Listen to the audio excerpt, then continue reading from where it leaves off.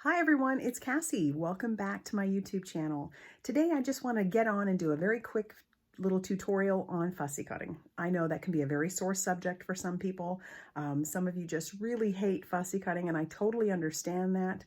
But I do have a few tips and tricks to share with you in case you don't have matching dies or you don't have a scan and cut or a Cricut or anything that might help you cut it out a different way. So without further ado, let's get into the video.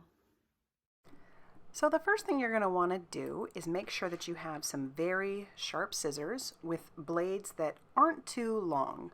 I will have a couple listed down below. The ones I'm using here are Cutter B scissors. They've just been my go-to for years. And the next thing you're going to want to do is pick a spot on whatever it is you're cutting that is a little bit more substantial. You wouldn't want to pick a tiny little piece or a piece that might be a little bit too intricate to cut around. And the reason for that is starting and stopping there makes it difficult to hold on to your piece and get a good cut. So for example, on this one, I wouldn't have wanted to start on the tail because that tail is very thin and it makes it just a little bit more difficult to cut around that, and when you're ending especially. The beginning isn't so bad, it's the ending that can be difficult. So I like to pick a spot that's a little bit thicker, maybe a more solid piece.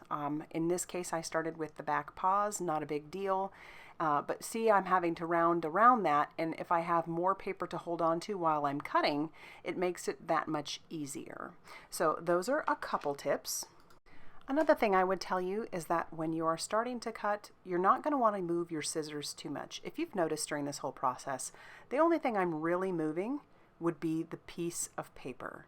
So I will obviously move my scissors a little bit as I'm cutting, but you end up having more control when you just move the paper around those edges. And so that helps quite a bit while doing your fussy cutting.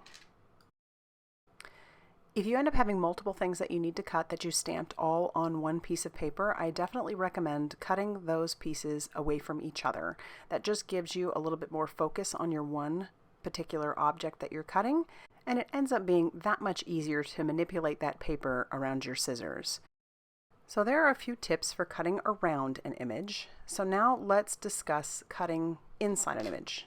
Sometimes there are pieces inside of an image that you just don't want the white space in there, and I'll show you one example here. That space inside by the mermaid's tail is just kind of bugging me. So what I like to do is I'll take my very sharp scissors and I'll cut into the center there. I just will poke it through, and then I'll kind of just cut a little gap as best I can, you know, like a circle or so, just enough of a place for me to be able to stick my scissors underneath.